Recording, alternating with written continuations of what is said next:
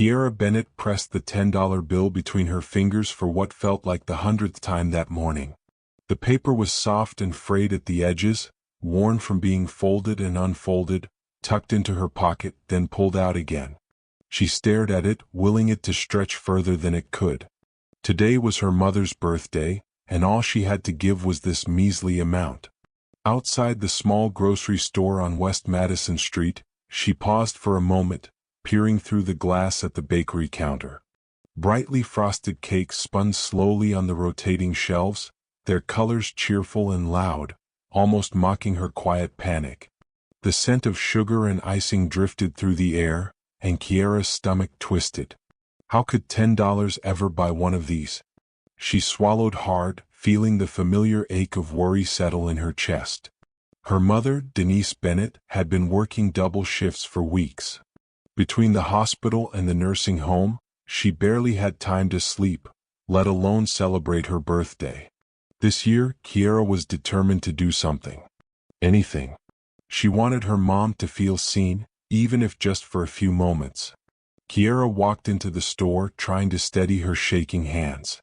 She drifted past the cereal aisle, the canned goods section, the clearance freezer she knew by heart. She'd done this countless times, calculating prices, balancing needs, stretching dollars.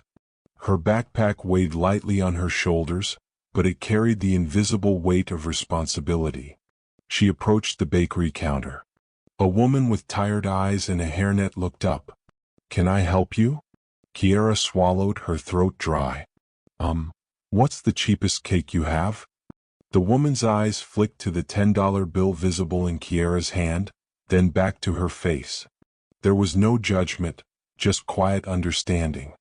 "We have 6-inch vanilla rounds," the woman said carefully. "No writing.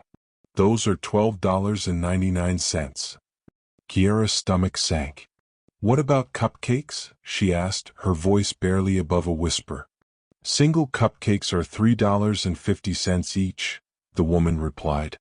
Kiera did the math in her head. 3 cupcakes would be more than $10 with tax. 2 wouldn't feel like a birthday. She shook her head, biting her lip. "Thank you," she said softly, stepping away before her voice could betray her frustration. She wandered the aisles, scanning shelves for ideas. Boxed cake mixes, $1.49. Cheap frosting, $1.79. Eggs, almost $4, though she had a couple at home. Butter, out of reach. Vegetable oil, maybe. She could make it work. Maybe. She had done miracles with less. The clock on her phone read 3:42 p.m. Her mom would be home in a little over 2 hours. Kiera forced herself to focus. She carefully picked up a yellow cake mix and a can of chocolate frosting. She added a single candle from the dollar aisle. It wasn't much. It wasn't perfect, but it was something. At the checkout, her hands trembled slightly as she counted out her money. $9.83. It was close. Her heart pounded as the cashier slid the receipt across the counter. Kiera tried to keep her head down, embarrassed by the modest purchase. She stepped outside, her bag heavy with fragile hopes. The sky was beginning to cloud over. A light wind tugged at her jacket. As she walked toward the bus stop, she almost collided with a man sitting on the bench near the bakery entrance. "Sorry," she said, stepping back. "No harm done," he replied, his voice low and calm. He looked older, late 60s, silver hair unkempt, a dark coat that somehow looked expensive and worn at the same time. There was a stillness about him, like he'd been waiting for a long time. Kiera hesitated but didn't move. The bag with the cake mix was between them, and the corner of the box had torn slightly, exposing the bright yellow inside. The man's eyes flicked to it. "Birthday?" he asked. Kiera's heart skipped. Strangers didn't usually notice. "Yes. My mom's," she said quietly. He nodded slowly, not intruding, not pressing. "You're a good daughter." Kiera shrugged, self-conscious. "I'm trying." There was a pause, stretched thin by the faint hum of traffic and the distant ringing of a bicycle bell. Then the man spoke again, softer this time. "I used to know a girl who baked cakes for her mom too," he said. Kiara's curiosity caught her off guard. Really? He nodded but didn't elaborate. Something about the way he looked at her, the quiet understanding in his eyes, made her stomach flip. The bus was approaching, its brakes squealing. Kiara glanced down at the cake mix in her hands. She had to go. But a small voice in her chest told her that this stranger's story wasn't finished. As she stepped back to make room for the bus, the man stood slowly. "May I?" he asked, gesturing toward the grocery bag. Kiara froze. If you're enjoying Kiara's journey so far, make sure to subscribe. You don't want to miss what happens next. And hey, comment where you're watching from. I'd love to know. Kiara froze, her fingers tightening around the paper handles of the grocery bag. The man's hand hovered in the air, not touching, not demanding, just waiting. That alone made her uneasy. Most people didn't wait like that. "May I what?" she asked, her voice guarded. He lowered his hand slightly, as if realizing how it might look. "Sit," he said. "Just for a minute. I won't keep you from your bus." The bus hissed to a stop a few feet away, doors opening with a mechanical sigh. A few passengers stepped off, umbrellas already popping open as a light drizzle began to fall. Kiara glanced at the open doors, then back at the man. Something about leaving right now felt abrupt, like walking away from a sentence before it finished. "I really do need to get home," she said. "I understand," he replied. 5 minutes. That's all I'll ask." She hesitated, then nodded once. 5. The bus doors closed again, pulling away from the curb. Kiara sat on the far end of the bench, leaving a careful space between them. She set the grocery bag at her feet, keeping one hand looped through the handle as if it might disappear. "My name's Leonard," the man said. "Leonard Hale." "Kiara," she replied. "Kiara Bennett." "Nice to meet you, Kiara Bennett." He said her name slowly, like he wanted to remember it. For a moment, neither of them spoke. The rain picked up slightly, tapping against the awning overhead. A car passed, spraying water onto the street. "You said it's your mom's birthday," Leonard said at last. "Yeah. Today." "She working?" he asked. Kiara nodded. "Double shift." He let out a breath that sounded like a quiet laugh. "Of course she is." "She says she doesn't mind," Kiara added. "But she does. I can tell." Leonard nodded, staring straight ahead. Mothers get very good at pretending. Kiara studied him out of the corner of her eye. There was something careful about the way he spoke, like he chose each word and waited before letting it go. "She works at a nursing home," Kiara continued, surprising herself by how easily the words came. "She's been there forever.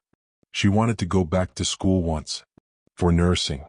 But things got complicated." "They usually do," Leonard said softly. "She never complains," Kiara said. "Not really. But her knees are bad. And her back. And some days she comes home so tired she barely eats." Leonard's jaw tightened just slightly. "That kind of tired doesn't go away with sleep." "No," Kiara agreed. He was quiet for a while after that. The rain slowed, then stopped, leaving the air damp and heavy. "You know," Leonard said, "cake baking isn't as simple as people think." Kiara blinked. "It's not?" "Ovens lie," he said. "Temperatures drift. Timers fail. And frosting never spreads the way you imagine it will." She smiled despite herself. "You sound like you've done it before." "I have," he replied. "More times than I can count." "For your kids?" she asked, then immediately felt awkward. "Sorry? That's—" "No," he said gently. "You're right." He paused, eyes fixed on the street. "My daughter used to bake cakes. From scratch. She hated boxed mixes." "Did they taste better?" Kiara asked. He smiled faintly. "No. But she thought they did." Kiara laughed quietly. "That sounds like my mom with instant coffee." Leonard chuckled once, then the sound faded. The silence that followed felt heavier. "What happened to your daughter?" Kiara asked, then held her breath. Leonard didn't answer right away. When he did, his voice was lower. Life. The word landed between them and stayed there.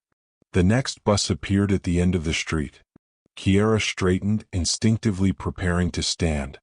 "Thank you," Leonard said, turning toward her. "For sitting with me." She nodded. "Thanks for talking." He reached into his coat pocket, then hesitated. "I don't usually do this," he said. "And I don't want you to feel uncomfortable." Her shoulders tensed. "Do what?" "Help," he said simply. "But only if you let me." Kiera shook her head. "I didn't sit here for that." "I know," he replied. "That's why I'm offering." He pulled out a folded piece of paper and held it out, not pushing it toward her. "Just there." "I'm not offering charity," Leonard said. "Just a trade." "A trade?" she repeated. "You gave me your time," he said. "And a conversation I didn't realize I needed." The bus slowed, brakes squealing. Kiera stared at the paper in his hand. She hadn't asked for anything. She hadn't expected anything. But something told her that whatever was folded there would change the rest of her day, and maybe more. Her bus doors opened. Kiera hesitated, torn between stepping inside and staying on the bench just a second longer. Finally she reached out and took it. Kiera unfolded the paper with trembling hands. Her eyes widened as she saw the crisp $50 bill inside. She blinked as if the rain-slicked street might have conjured it out of thin air. $50. It was more money than she'd ever held in one place at a time. Her fingers shook as she flattened it against her palm. For a moment she wanted to argue, to refuse. She wanted to tell Leonard she couldn't possibly accept it, that she didn't need charity. But when she looked across the street, he was already turning away, blending into the crowd like a shadow that had been there all along. Kiera tucked the bill carefully into her wallet, still gripping the grocery bag, and started walking. Her mind raced, spinning possibilities. Could she finally buy a proper cake? One with frosting thick enough to hold the candle steady, maybe even a little decoration? She forced herself to focus on what mattered most: her mom. Back at home, the apartment felt colder than usual. Denise was still at work, humming quietly to herself as she organized supplies at the nursing home. Kiera set the groceries on the counter and stared at the cake mix and frosting. She could buy a cake mix that was just a little more expensive now, but part of her wanted to bake it anyway. The process itself, messy as it might be, felt important. It was the act of care that counted. She preheated the oven and pulled out the mixing bowls, her movements careful but filled with nervous energy. The apartment smelled faintly of bleach from earlier cleaning, mixed with the sweetness of sugar she was about to transform into something edible. Flour dusted her fingers, sticking to her palms like tiny snowflakes that wouldn't melt. Kiera mixed, folded, and stirred. She added a little extra vanilla, then tasted the batter with a quick finger lick. Sweet, almost perfect. Her stomach twisted with anticipation. She poured the batter into the pan and set the timer, her eyes flicking nervously toward the oven. Each tick of the clock felt louder than it should. When the cake came out, it was golden, rising unevenly at the edges, slightly lopsided. Kiera smiled. It wasn't perfect. It wasn't anything she'd see in a bakery. But it was hers, and it carried every ounce of her hope and love. The frosting went on thick, uneven, and slightly cracked, but she spread it carefully, trying to make it smooth enough that a single candle could stand upright. She added the candle, wiggling it slightly until it fit. One candle for a mother who deserved so much more. Finally, she stepped back and looked at her creation. It was small, humble, and flawed, but it was made with thought, care, and everything she could give. Her mom would see that even if she pretended otherwise. By the time Denise arrived, the apartment smelled faintly of chocolate and vanilla. Kiera hid behind the kitchen counter, hands trembling as she turned off the lights. She flicked the candle to life, and the small flame illuminated the imperfect cake. Denise opened the door, exhausted, her jacket damp from the rain outside. She froze when she saw the cake, the candle, and Kiera standing there. Her tired eyes softened, and for a moment she looked younger, lighter. "You didn't have to," she said quietly. "I wanted to," Kiera replied. Her voice was tight, her chest burning with emotion. They sat at the small kitchen table eating the cake slowly. Denise laughed softly at a mishap with frosting smudging on her cheek. Kiera's heart swelled. In that moment nothing else mattered. The bills, the struggles, the uncertainty of tomorrow. It was just them. After the cake, Kiera cleared the dishes while her mom sat back, exhausted but smiling. Denise didn't scold her for being late or mess up the kitchen in her absence.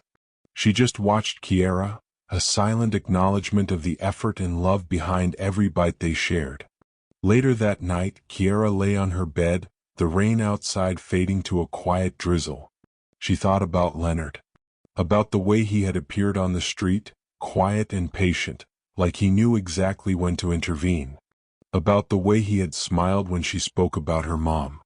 She pulled the $50 bill from her wallet and smoothed it against her desk, untouched. She didn't need it, not yet. But it felt like a promise, a small thread connecting her to something larger, something unexpected. Sleep was slow to come. Kiera's mind kept returning to the stranger with kind eyes, the mysterious presence who had offered more than just money. She didn't know why he had noticed her, why he had waited, why he had offered. And maybe that uncertainty was part of what made it so compelling. Outside, the streetlights flickered on, casting a warm glow across the damp pavement. And somewhere in the distance, a faint echo of footsteps reminded her that some encounters weren't meant to be understood immediately. The next morning, Kiera would face the same small apartment, the same struggles and the same challenges. But something had shifted. That encounter, brief and almost accidental, had changed the rhythm of her day, and she had a feeling it was only the beginning. And deep down, she knew the world had more surprises waiting for her. Some terrifying, some beautiful, and some that would test every ounce of her courage. Kiera woke the next morning to the dull hum of the refrigerator and the soft glow of sunlight seeping through the thin curtains. The apartment felt smaller somehow, tighter around her chest. The $50 bill still lay on her desk, crisp and untouched, as if daring her to use it. She had tossed and turned all night thinking about Leonard, about his strange kindness, about the way he'd appeared out of nowhere, like a shadow slipping through her life. Breakfast was a quiet affair. Her mom, Denise, was already dressed for her double shift, tying her sneakers with careful precision. Kiera sat across the table, spinning the fork in her fingers, unsure whether to speak. "Good morning," Denise said, glancing up. Her voice was hoarse from early hours at the nursing home, but it carried the same warmth that always settled Kiera's nerves. "Morning," Kiera mumbled. She finally picked up the $50 bill and set it on the table. Denise's eyes followed the movement, widening slightly. "Where did you get that?" she asked cautiously. Kiera hesitated. "Someone gave it to me yesterday." Denise's lips pressed together. She didn't ask more, just nodded slowly. "Be careful with things you don't understand." Kiera nodded, though her mind was already spinning with possibilities. Buy a real cake? Save it? Something else entirely? Each option felt heavy with meaning, each choice a reflection of her worth and responsibility. She decided to start the day as if nothing had changed. After school, she would go to the grocery store, buy a few extra ingredients for the cake she'd started baking yesterday, and attempt to make it feel more like a real birthday. She wanted to show her mom that even a small effort, fueled by love, could create something meaningful. Walking to the store, the air was cool and damp, a light drizzle settling on her jacket. She passed the familiar streets she knew so well, the graffiti-tagged walls, the corner bodega with its creaky bell, the library that smelled faintly of old paper and dust. Every step felt heavier now, weighed down by the anticipation of what she might do with the unexpected money. At the store, Kiera wandered past the aisles, eyes flicking between familiar brands and the more expensive options she'd never dared consider. She picked up a better quality chocolate frosting, a small bag of sprinkles, and a pre-made cake pan shaped like a heart. Each item she added to her basket felt like a small rebellion against scarcity. She counted in her head. With the $50, she could afford a cake that looked more alive, more special. At the checkout, her hands shook slightly as she placed each item on the conveyor belt. The cashier raised an eyebrow when she noticed the $50 bill. Kiera quickly explained it was a gift from someone, trying not to sound embarrassed or defensive. The cashier nodded, sliding the bill into the register, and handed her change without comment. Back home, the apartment smelled faintly of coffee and toast as she unpacked the groceries. Kiera set to work immediately, measuring, mixing, and stirring.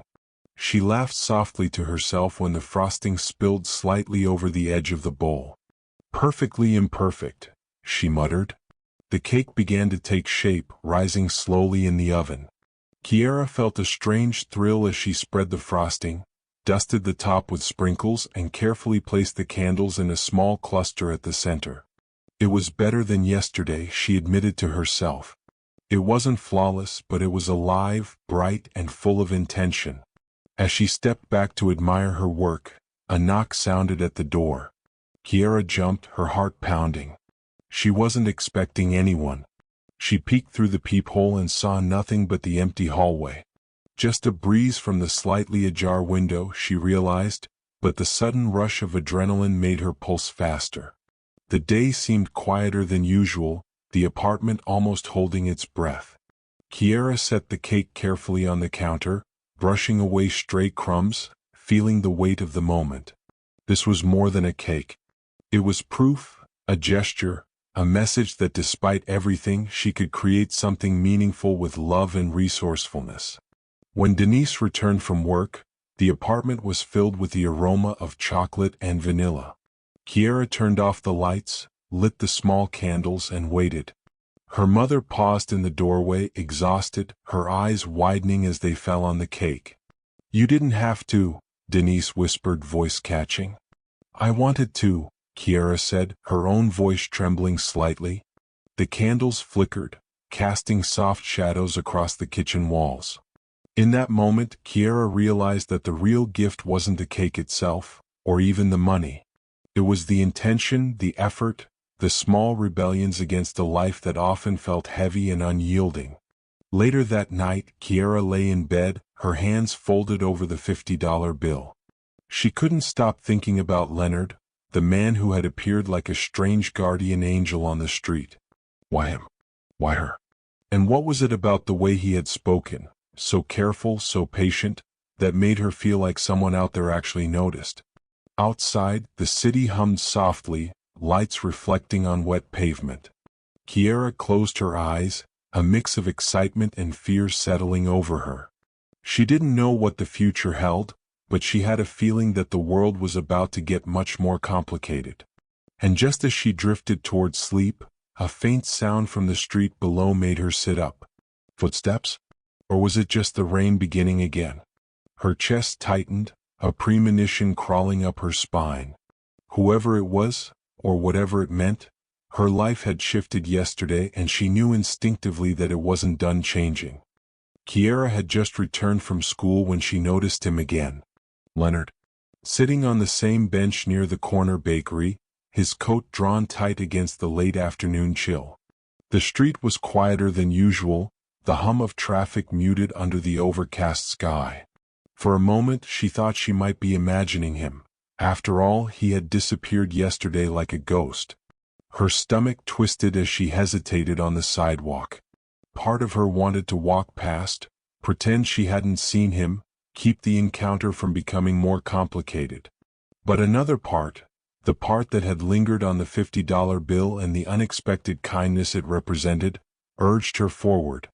"Hi," she called softly, her voice barely above the rustle of leaves in the wind. Leonard looked up slowly. His eyes were the same as yesterday, calm, observant, patient. "Kiera," he said, a hint of a smile tugging at the corners of his mouth.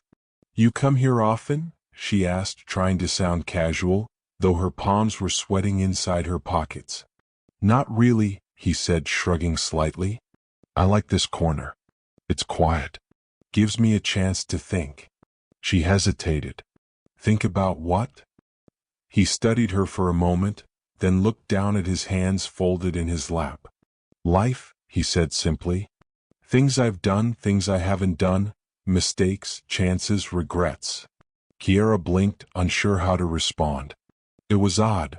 This stranger felt both distant and intimately familiar. There was a weight to him, like the kind you could sense without seeing the story behind it. You seem familiar, she said cautiously. Did we? He shook his head. No. But maybe we'll seem familiar in time. There was a pause. The wind picked up slightly, carrying the scent of rain from the rooftops above. Kiera shifted uncomfortably. Why did she feel like she had to sit down again, even though she hadn't expected to? Can I sit? She asked, more out of habit than thought.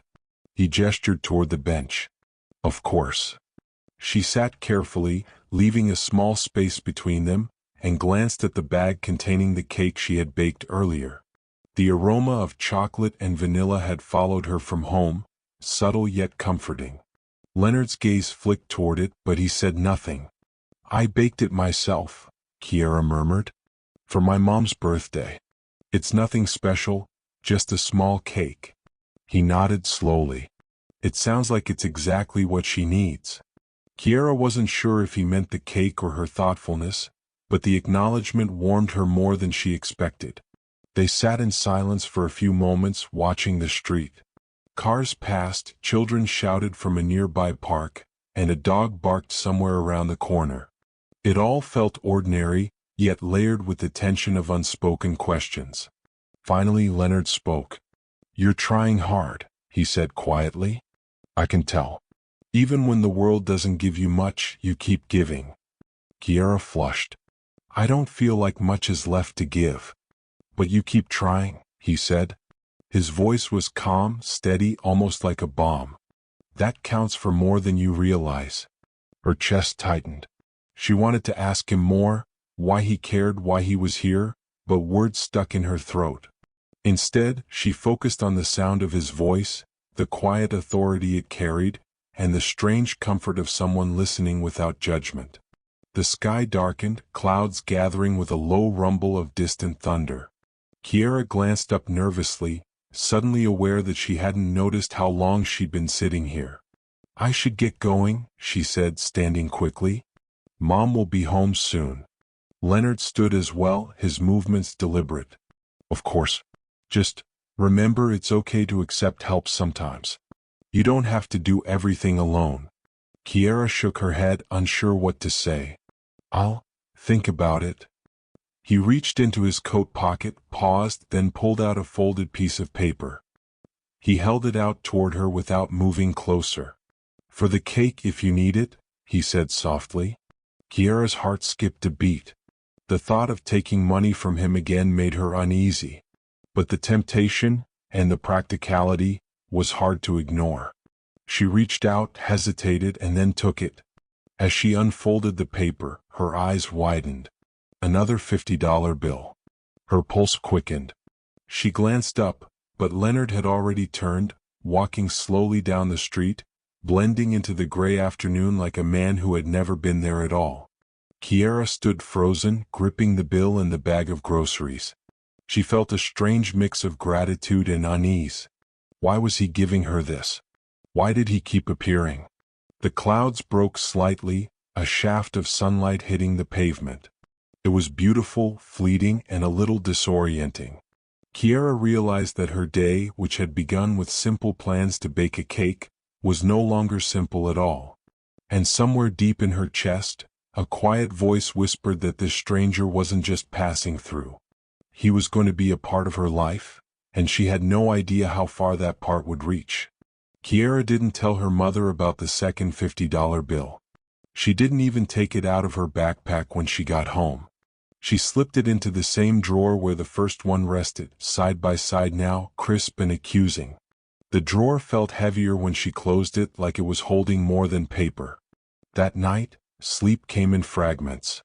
Every time she closed her eyes, she saw Leonard's face the moment before he turned away. Not smiling. Not sad. just settled, as if he'd already made peace with something she didn't yet understand. The next afternoon, rain threatened again. The sky hung low and gray, the kind of day that made everything feel slower. Kiera left the library after her shift, shoulders sore from shelving books, fingers smelling faintly of old paper. She told herself she wouldn't look toward the bench. She looked anyway. Leonard was there. He sat exactly where he had the first time, hands folded, gaze unfocused. For a brief second, Kiera felt a sharp flash of irritation. It felt too coincidental now. Too intentional. She crossed the street with purpose. "You can't keep doing this," she said, stopping in front of him. Leonard looked up, surprised but not defensive. "Doing what?" "Showing up. Giving me money. Acting like," she trailed off, frustrated. "Like you know me." He stood slowly, careful not to crowd her. "If you want me to stop, I will." "That's not what I said." "No," he agreed. "It isn't." She exhaled sharply and sat down, more forcefully than she meant to. "Why are you here?" Leonard sat beside her, leaving the same respectful space. "Because it's quiet," he said. "And because I don't have many places left that feel honest." "That doesn't explain me." "No," he admitted. "It doesn't." They watched a delivery truck struggle to parallel park. A driver cursed under his breath. Somewhere, music played from an open window above them. "I don't like feeling like a project," Kiera said finally. Leonard nodded once. "Fair. So if that's what this is." "It's not," he said quickly. Too quickly. Then he softened. "I'm not trying to fix you. Or your life." "Then what are you doing?" Leonard was quiet for a long moment. When he spoke again, his voice was lower. "I'm trying not to disappear." The words landed heavier than Kiera expected. He leaned back, eyes on the sky. "When you get older, people stop seeing you. They see what you used to be. Or what you represent. Not who you are on a random Tuesday afternoon." Kiera frowned. "People see you. They see a version," he said. "Not the man who sits alone on benches because being home is too loud." She glanced at him, surprised. "Too loud?" "With memories," he said simply. She hesitated. "Your daughter." Leonard didn't look at her. "Yes." The words sat between them, fragile. "She was your age when she stopped talking to me," he continued. "Not because I was cruel. Or absent in the way people imagine. I was there. Just distracted." Kiera felt a tightening in her chest. "Distracted by work?" "By control," he said. "By thinking I could solve everything if I applied enough pressure." She thought of the 2 bills in her drawer. "What happened to her?" Kiera asked. Leonard's jaw tightened. "She moved out. We argued. Then we stopped arguing. Silence replaced noise." He paused. "She died 3 years later." "I'm sorry," Kiera said quietly. "So am I," he replied. "But apologies don't travel backward." They sat in silence again. This one felt different. Less awkward. More honest. "I didn't give you the money because you're poor," Leonard said suddenly. "I gave it to you because you reminded me of someone who tried even when she didn't have to." Kiera swallowed. "That still makes it complicated." "Yes," he agreed. "It does." She stood. "I can't promise anything. I don't want expectations." "I don't want them either," Leonard said. "Just conversation." She nodded slowly. "Then no more money." Leonard considered this. "All right." They parted without shaking hands. As Kiera walked away, she felt lighter and more uneasy than before. Because now she knew something important. Leonard wasn't just kind. He was lonely in a way that money couldn't soften. And she had the unsettling feeling that, without meaning to, she had just stepped into a place in his life that no one else occupied anymore. Behind her, Leonard remained on the bench, watching her disappear into the crowd, wondering the same thing from the opposite side. Kiera's life didn't slow down after that afternoon on the bench. Schoolwork piled up, her part-time job at the library demanded late hours, and her mom's exhaustion remained a quiet, constant presence in the apartment. Yet somehow, Leonard's words lingered, settling in the corners of her mind like dust that refused to be shaken away. That Saturday, Kiera decided she needed to face the grocery store again. Not just to buy ingredients for the next cake she wanted to bake, but because her curiosity about Leonard, his sudden presence, his words, was gnawing at her. The streets were slick from an earlier drizzle, the sunlight catching on puddles in a way that made the city feel both familiar and strange. As she rounded the corner near the bakery, her pulse quickened. Leonard was there again. Same bench, same posture, hands folded. But this time there was something different. He wasn't just sitting, he was watching her, alert but patient. "Kiera," he said as she approached. The sound of her name in his calm, measured voice sent a strange warmth through her chest. "Hi," she replied, her tone hesitant. "Have you been baking?" he asked, nodding slightly toward the bag in her hand. "Yes," she said. "Yesterday and the day before. For my mom." He smiled faintly. "You've been busy." "That's admirable." She shrugged. "It's just a cake. Nothing extraordinary." "Sometimes ordinary matters more than extraordinary," he said, almost too quietly for her to catch. She wasn't sure how to respond. There was a subtle weight in the way he spoke, a gravity that made her feel simultaneously exposed and understood. "I wanted to ask you something," she said finally. Her voice was soft but firm. "Why do you keep giving me money? Why show up at all?" Leonard's gaze drifted to the street, watching a delivery van reverse awkwardly. "I saw someone who reminded me of hope. Not just the small kind, but the kind that's messy and persistent and stubborn." Kiera blinked. She didn't fully understand, but she nodded, pretending she did. "Look," Leonard continued, turning toward her, "I don't expect anything from you. Not gratitude. Not repayment. I just want to remind you that people exist sometimes, even in quiet ways, who notice effort." Kiera frowned. "So you're saying you notice me because I try?" He nodded slowly. "And because you remind me of someone I lost." The words landed heavily. Kiera's stomach tightened. She wanted to ask more, but fear held her tongue. Asking questions sometimes felt like digging a hole too deep to climb out of. There was a long silence, broken only by the distant honk of a car and the occasional flutter of leaves in the wind. Then Leonard leaned back, eyes scanning the street. "I've made mistakes, Kiera. Choices I wish I could undo. But noticing you, it's not one of them." She didn't know what to say. She felt a strange tug of empathy and caution, the kind that comes when someone is both safe and unsettling at the same time. "I have to go," she said eventually, lifting the bag with the cake supplies. Leonard nodded. "Of course. But remember," he said, "not all help comes in grand gestures. Sometimes, it's just noticing someone when no one else does." Kiera left without looking back. But as she walked down the wet pavement, she couldn't shake the feeling that Leonard had quietly inserted himself into the rhythm of her life.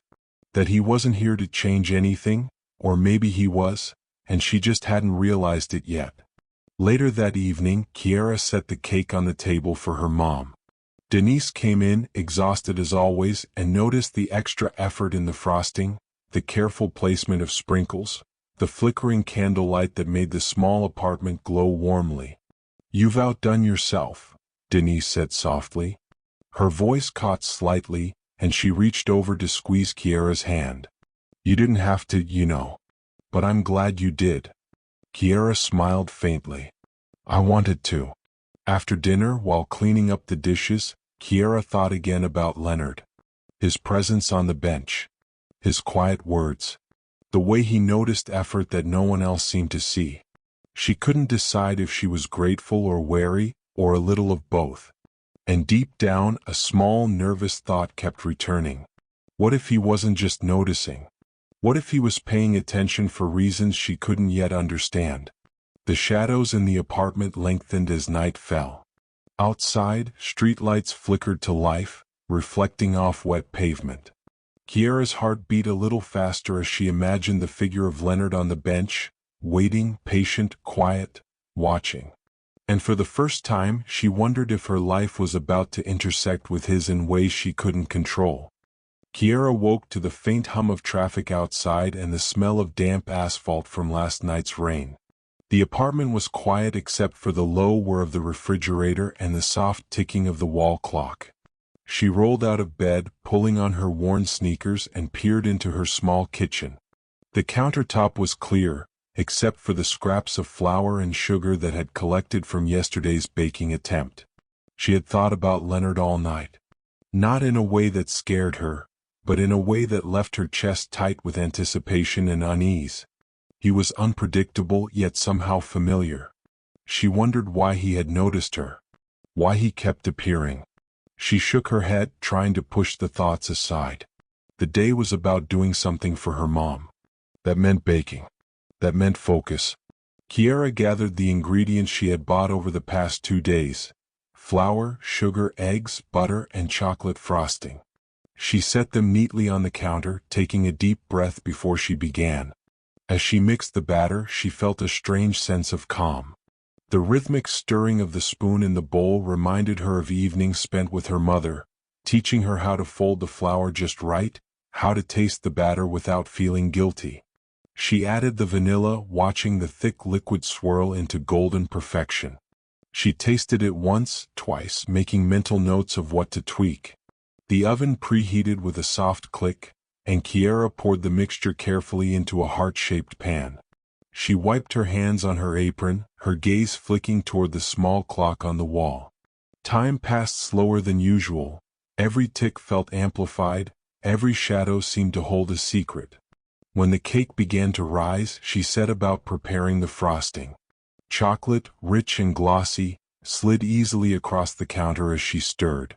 Kiera remembered the first cake she had made for her mom when she was 10. The cake had collapsed, the frosting melted, and her mother had laughed as they ate it anyway. She smiled faintly at the memory. Some things didn't change. As she spread the frosting over the warm cake, smoothing it as best as she could, she felt a pang of anxiety. Was this good enough? Would her mother notice the imperfections? Did it even matter? She reminded herself that intention was everything, that love could not be measured in smooth frosting or perfectly even edges. A knock at the door startled her. She jumped, her hand smearing a streak of chocolate across the edge of the cake. "Kiera?" A familiar voice called. She froze. Leonard. He was standing there, coat collar up, hair damp from the drizzle that had started again outside. For a moment she didn't move, unsure whether to invite him in. "Can I come in?" he asked softly. Kiera hesitated, then nodded. "Just for a minute." He stepped inside, taking off his coat and shaking it slightly. The apartment smelled of chocolate and vanilla, of effort and care. Leonard's eyes flicked to the cake on the counter. He didn't say anything, but Kiera felt the weight of his gaze. "You've been busy," he said finally, his voice calm. "Looks like you've been putting your heart into it." "I've been trying," Kiera replied, brushing flour from her hands. "It's not perfect, but," she gestured at the cake, "it's for her." He nodded slowly. "I understand that feeling. I remember it well." For a few moments they stood quietly, listening to the rain tapping against the window. Kiera noticed the small details, the faint creases in Leonard's coat, the way his eyes lingered on the cake as if he could sense more than just chocolate and sugar. "I didn't come here to interfere," Leonard said suddenly. "I just wanted to see the process, to see you in your element." Kiera blinked. "Me? Baking?" "Yes," he said. "It tells a lot about someone. How they handle mistakes. How they celebrate successes. How patient they can be." She considered this. Baking had always been a refuge, a place where she could control something, even when the world outside felt relentless. Now, standing in her small kitchen with Leonard watching, it felt like a stage, one she wasn't sure she wanted to perform on. The cake was finished. Kiera set it on the counter, the small candles ready to light. Leonard leaned slightly, studying her expression. There was a quiet admiration there, without judgment, without expectation. "Do you think she'll like it?" Kiera asked quietly. "She'll love it," Leonard said simply. And even as he spoke, a strange tension hung in the air. She couldn't shake the feeling that Leonard's presence wasn't just casual curiosity. He was patient, careful, but something in his calm made her nervous. Just as she reached for the candles, a sharp knock sounded at the door again. Kiera jumped, spinning around. The hallway was empty. But a small envelope lay on the doorstep, soaked slightly from the drizzle. Her heart raced as she picked it up. There was no note, just her name written in neat, unfamiliar handwriting. She opened it slowly. Inside was a single card with a phrase that made her stomach flip. "Some things are easier to face with company. You're not alone." Kiera's hand shook as she held it. Leonard hadn't left it, at least she wasn't sure he had, but the timing was too precise to be coincidence. The cake on the counter seemed to glow under the kitchen light, warm and perfect in its imperfection. And for the first time, Kiera realized that her small act of love, the baking, the candles, the thought, was no longer just for her mother. It had drawn someone else into her life in ways she didn't fully understand. And for a brief, electric moment, she wondered what would happen if she allowed him in a little more. The morning sunlight spilled into the apartment, warm and gentle, but Kiera barely noticed it. Her focus was entirely on the small heart-shaped cake she had prepared the night before. The frosting was slightly uneven, the sprinkles not perfectly aligned, and a faint crack ran along one edge, but to her it was perfect. Every imperfection carried her effort, her love, and the tiny threads of hope she had been weaving through the past few days. Denise returned from her night shift, moving quietly so as not to wake Kiera, who had dozed fitfully on the couch after a restless sleep. Her mother's face was pale and drawn, framed by loose strands of hair escaping from her bun. She yawned, stretched, and finally noticed the small cake on the table, candles flickering softly in the morning light. "You made this?" Denise asked, her voice catching slightly. Kiera nodded, her hands clasped in front of her. "For your birthday. I wanted it to be special." Denise crossed the room slowly, her eyes scanning the cake. She reached out and lightly touched one of the small candles, careful not to extinguish it. "Kiera," she whispered, "you didn't have to." "I know," Kiera said softly, "but I wanted to. I wanted to do something for you." Denise sank into the chair at the small kitchen table, staring at her daughter. The exhaustion in her eyes was still there, but it was mixed with something softer, pride, awe, and the warmth of being seen. "You've grown," she said quietly, "even in ways I didn't notice." Kiera blushed, shifting her weight from one foot to the other. "I'm still learning," she said. "I wanted it to be right." Denise smiled faintly, brushing a stray curl behind her ear. "It is right. Just like this. Imperfect, messy, honest. Exactly what matters." Kiera felt a lump in her throat. For a moment, the stress of school, work, and their small apartment disappeared. The weight of bills, of scraped-together meals, of endless compromises, it all seemed lighter, held together by the simple act of a cake, a candle, and a mother's quiet acknowledgement. She lit the candles fully, and Denise's eyes softened even further. "Make a wish," Kiera prompted gently.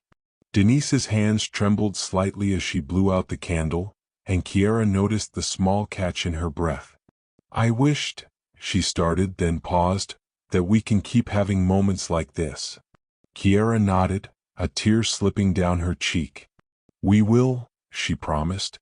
They shared the first bite, frosting smudging Denise's lips. She laughed softly, a sound that filled the room in a way words never could. Kiera joined in, feeling the tension in her chest ease, replaced by a strange, almost dizzying sense of connection. The morning stretched lazily around them. Kiera helped her mother clear the dishes, the air filled with the lingering scent of chocolate and vanilla. Denise hugged her tightly before she left for a brief nap. "Thank you," she whispered, "for everything." Kiera watched her mother walk down the hallway, a soft glow of satisfaction in her expression. She smiled faintly, wiping her hands on her apron, and allowed herself a moment to breathe. For the first time in weeks, she felt like she had done something meaningful, not just for her mom but for herself.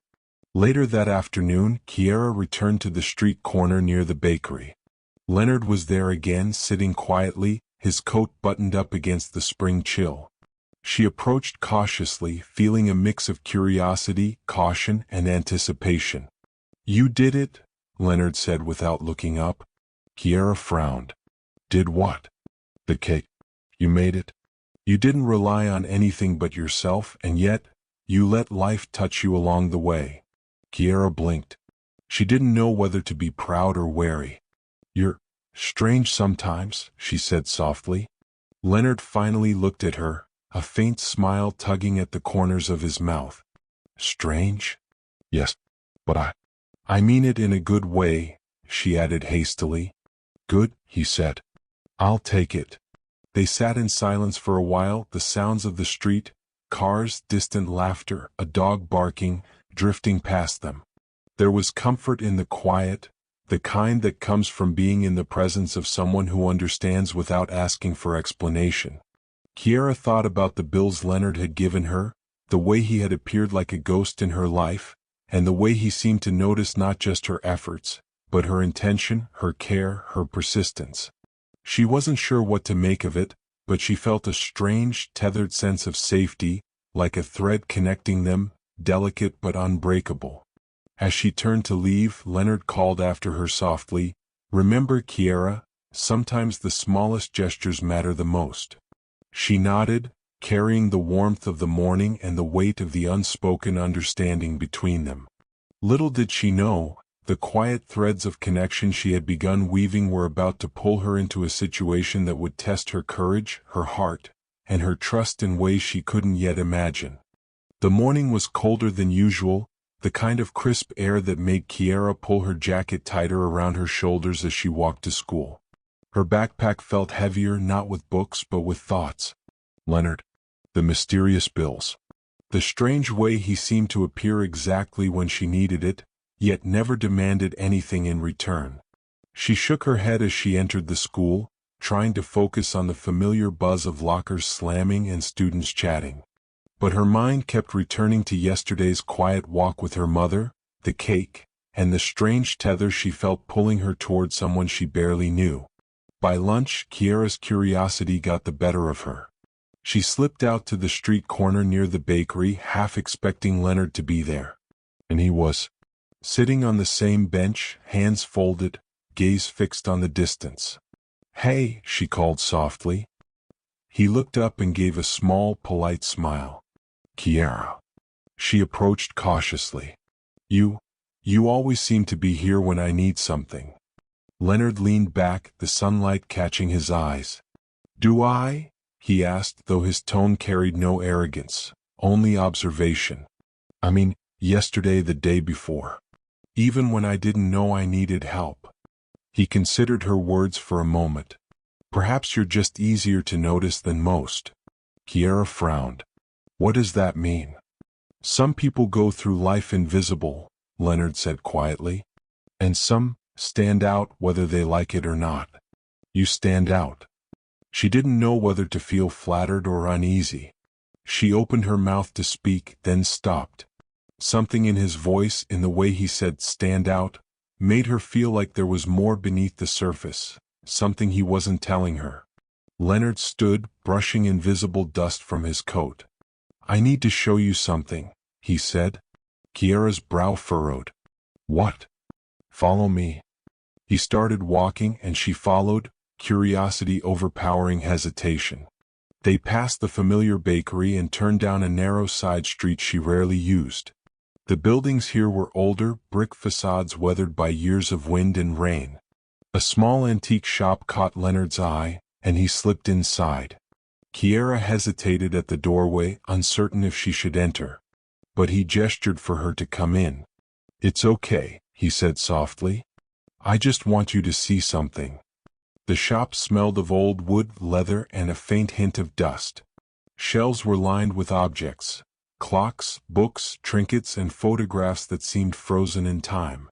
Leonard led her to the back, where a glass display case held a series of framed photographs.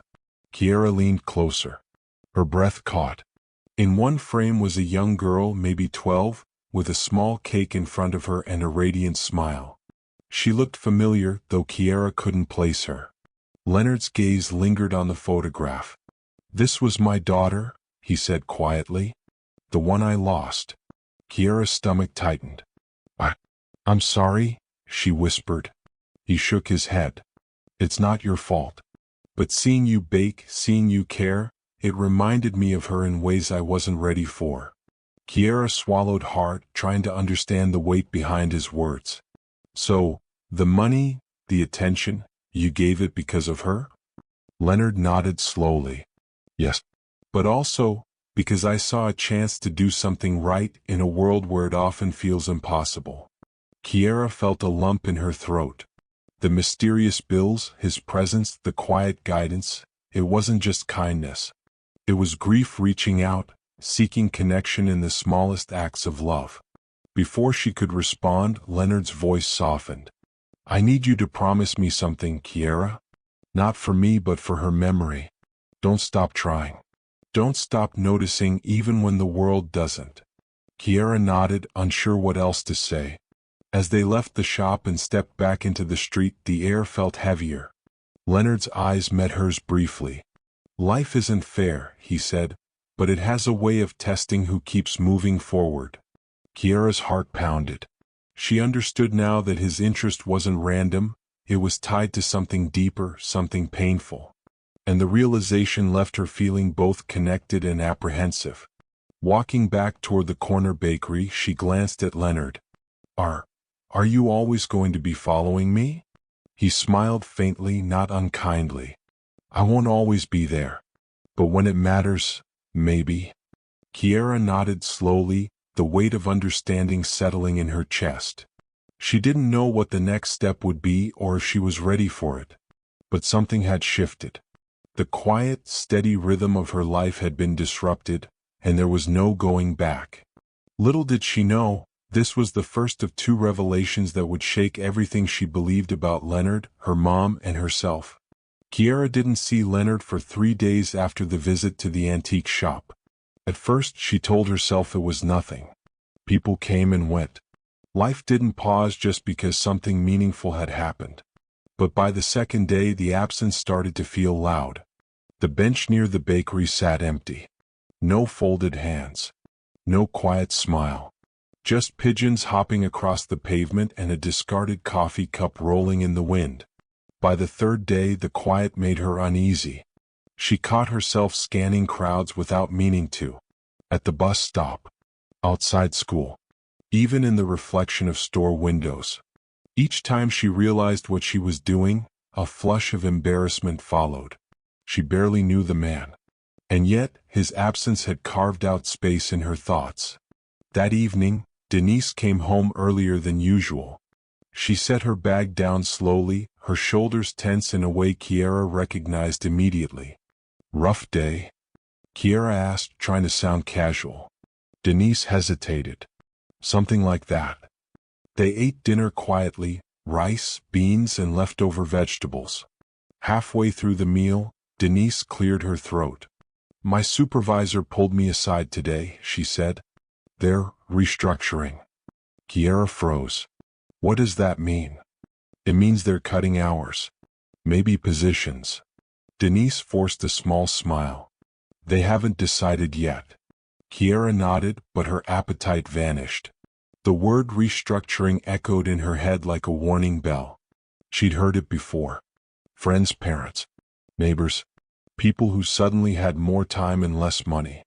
After dinner, Kiera retreated to her room, her chest tight. She sat on her bed, staring at the wall, when her phone buzzed. A known number. Her heart skipped. She opened the message. "Bench. Same place. If you're free." No name. No explanation. She was out the door in 5 minutes. Leonard was already there, standing this time, not sitting.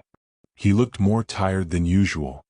The calm polish she had come to expect seemed thinner, like a coat worn too long. "You disappeared," Kiara said before she could stop herself.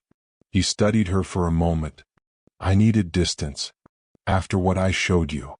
You don't get to drop something like that and vanish," she said, her voice sharper than she intended. Leonard nodded once. "You're right." They walked without direction, side by side, the city lights flickering on as dusk settled in. Cars passed. Somewhere, a siren wailed and faded. "My mom might lose her job," Kiara said suddenly. "They haven't said it outright. But I can tell." Leonard slowed. "I'm sorry."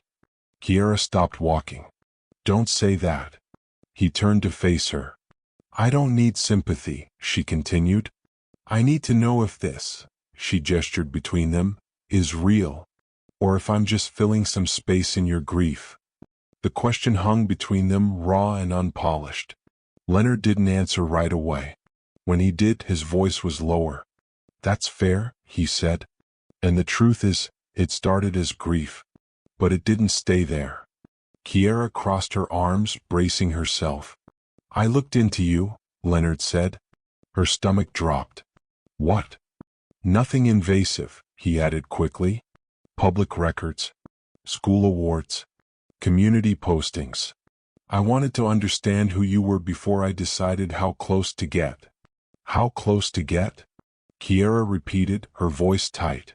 "I didn't plan to meet you again after that first day," Leonard admitted. "But then I kept seeing patterns. Your name came up. Your mother's workplace. Your scholarship applications." Kiara's pulse thudded in her ears. "You've been watching me." Leonard met her gaze.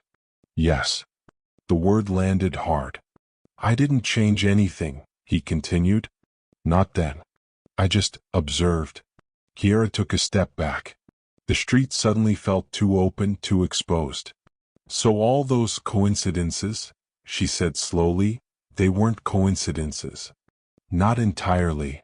Silence stretched between them, thick and uncomfortable. "Why tell me now?" she asked. "Because if I don't," Leonard said quietly, "you'll think you owe me something. And I won't let that happen." Kiara searched his face, trying to reconcile the man who admired her baking with the man who quietly traced her life from a distance.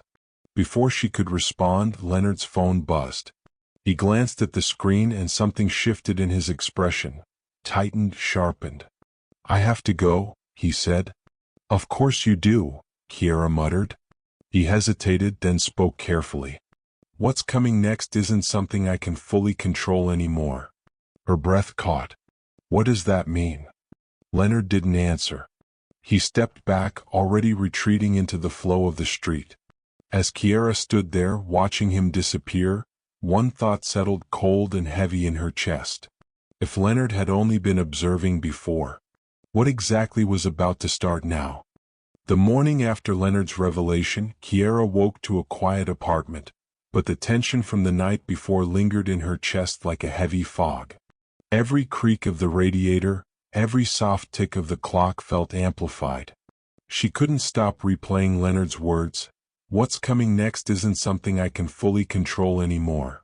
She dressed quickly, her movements automatic, trying to push the lingering unease out of her mind. But even as she walked to the bus stop, the streets seemed different. Shadows sharper, footsteps louder, every passerby a blur of motion that somehow felt significant. At school the day stretched endlessly. Kiara's teachers spoke, students laughed, lockers slammed, but her mind kept drifting back to Leonard, the mysterious bills, the photograph of his daughter, and the way he had followed her life from a distance. Something had shifted. He was no longer just a figure of curiosity or quiet comfort. Now he felt like a storm approaching, unpredictable and impossible to ignore. During lunch, Kiara sat alone on the benches behind the cafeteria, her backpack at her feet. She unwrapped a small sandwich but barely tasted it. The envelope she had found at her doorstep days ago, the one with the card saying, "Some things are easier to face with company. You're not alone," still lay in her pocket. She fingered it absent-mindedly, her mind racing. She didn't notice the shadow until it moved beside her. "Mind if I sit?" Leonard asked. Kiera looked up sharply. "You said." "I know what I said," he interrupted gently. "But some things need to be addressed before they escalate." Kiera hesitated but nodded, allowing him to sit. They didn't speak immediately. Leonard opened a small notebook and flipped it carefully, as if handling a fragile artifact. He didn't look at her, only at the pages filled with neat handwriting and notes. "You've been here before," Kiera said finally, breaking the silence. "Not like this," he replied quietly. "Before I observed. Now, I'm preparing." Kiera frowned. "Preparing for what?"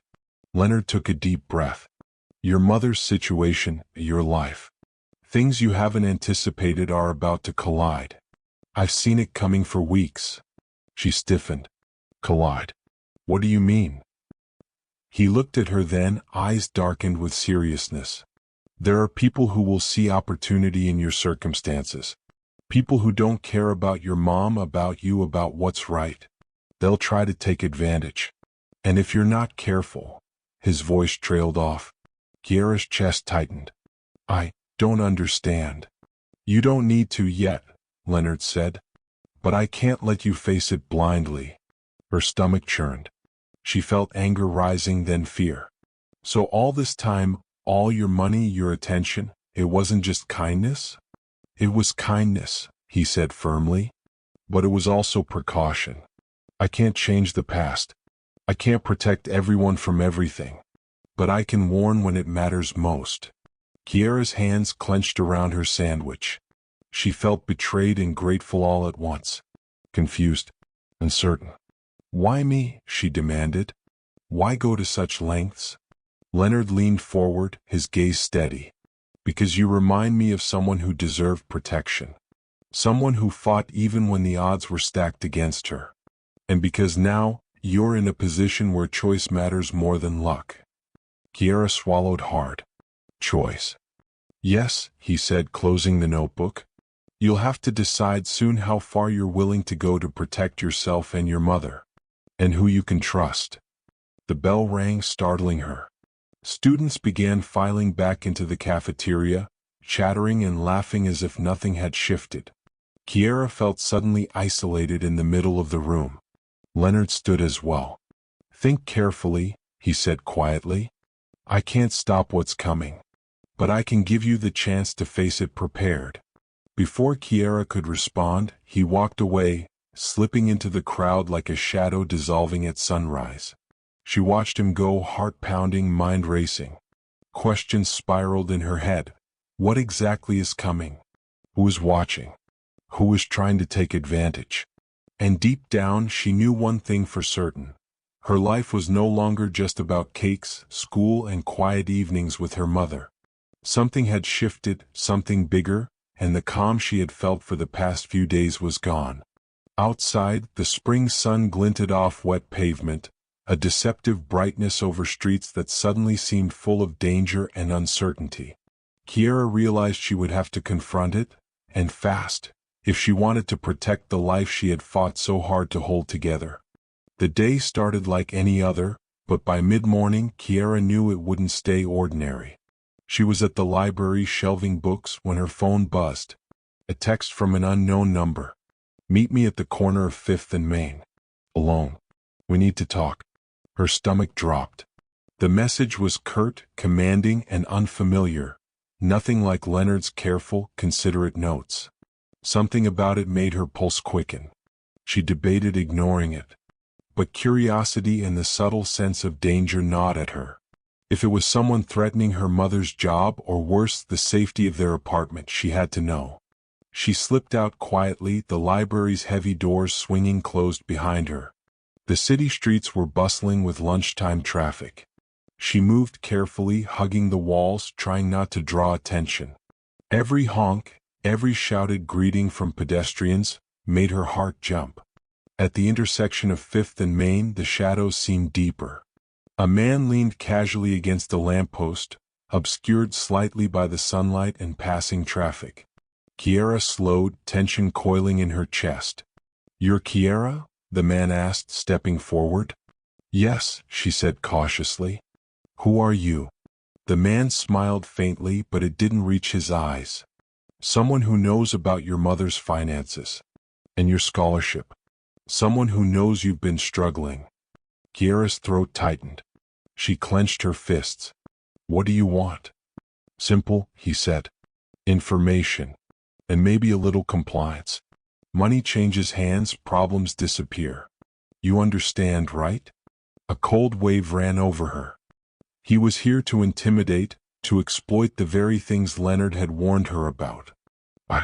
I don't know what you mean," Kiera said, trying to sound braver than she felt. The man laughed softly. "Don't play dumb. You know exactly what I mean." He stepped closer. "And you know your mother's job is fragile.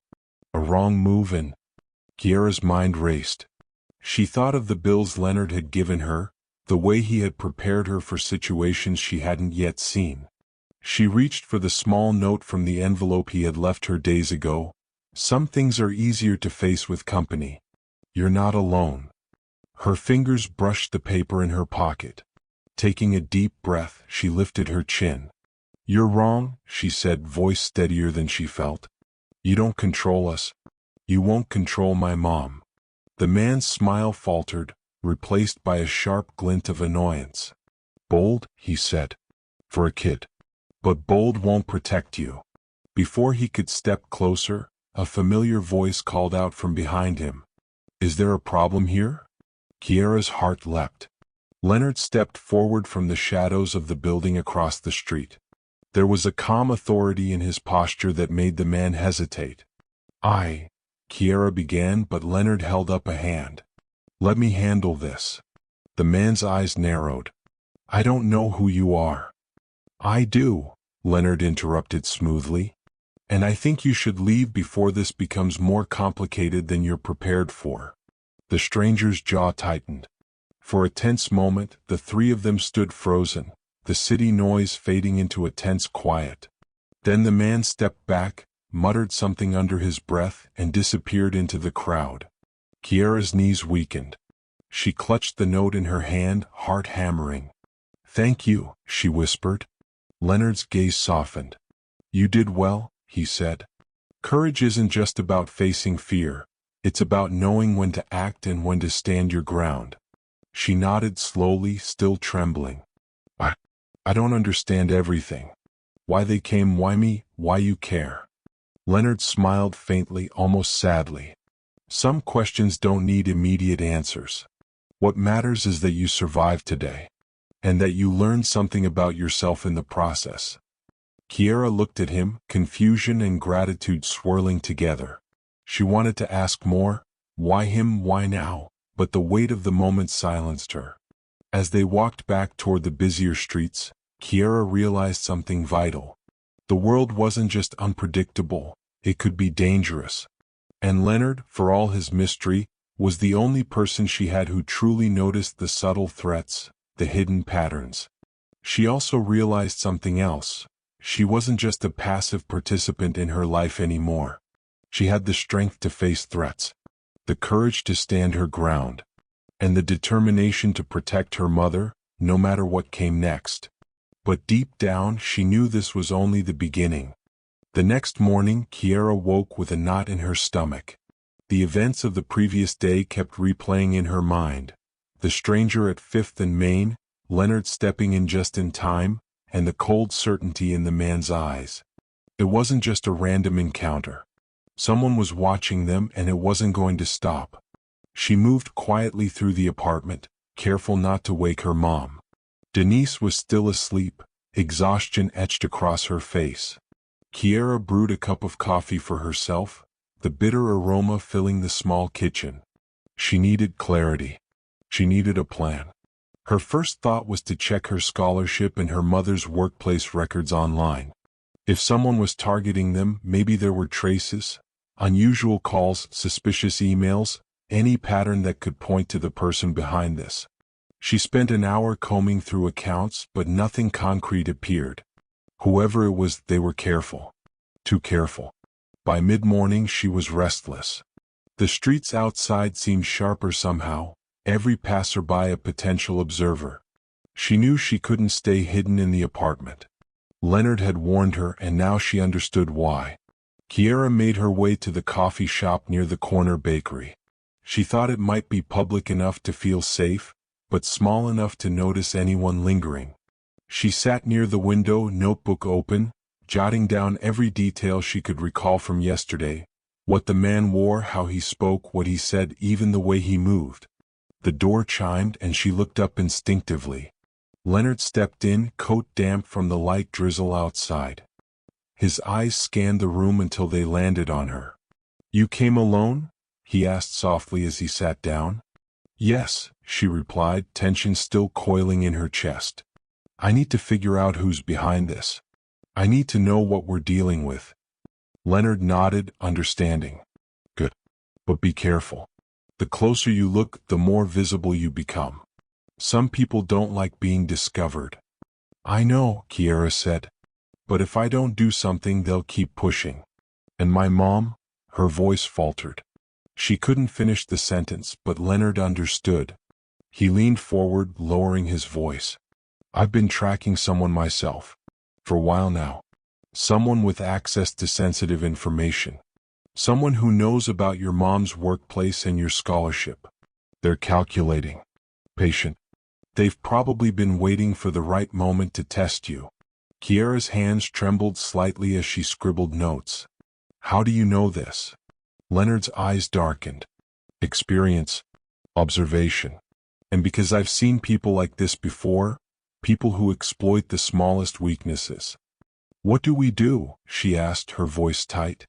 "We gather information carefully," Leonard said. "Step by step.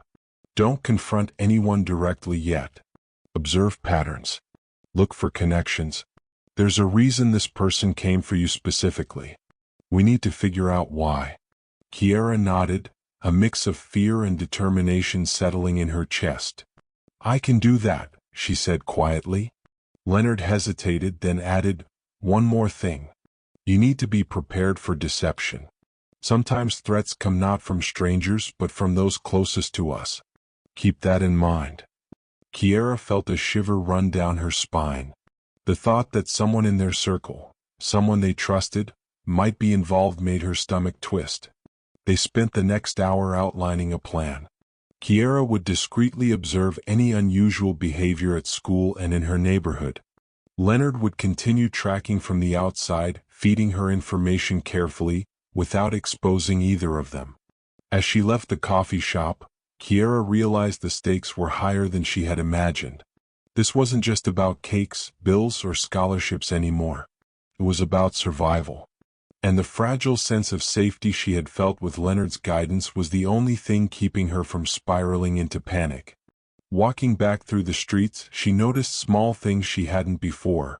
Cars that lingered too long at intersections, people watching her from across the street, even a shadow that seemed to follow her for a block. Her pulse quickened, but she pushed forward. Something told her that the identity of the person threatening them wasn't going to be revealed easily. And when it finally came to light, it would change everything she thought she knew about trust, loyalty, and the fragile boundaries of safety. Kiera didn't sleep much that night. Every sound felt intentional. Every car that slowed outside their building made her sit up in bed. By morning, exhaustion clung to her like a second skin, but beneath it was something sharper. Focus. If someone was targeting them, they had made one mistake. They had shown themselves. At school, Kiera did something she had never done before. She stopped drifting through the day. She watched. Not in a paranoid way. In a deliberate way. She paid attention to who looked at her twice. Who whispered when she passed. Who suddenly seemed too interested in her scholarship progress or her mother's job. By lunchtime, nothing obvious had surfaced. But then, in the hallway outside the guidance office, she overheard something.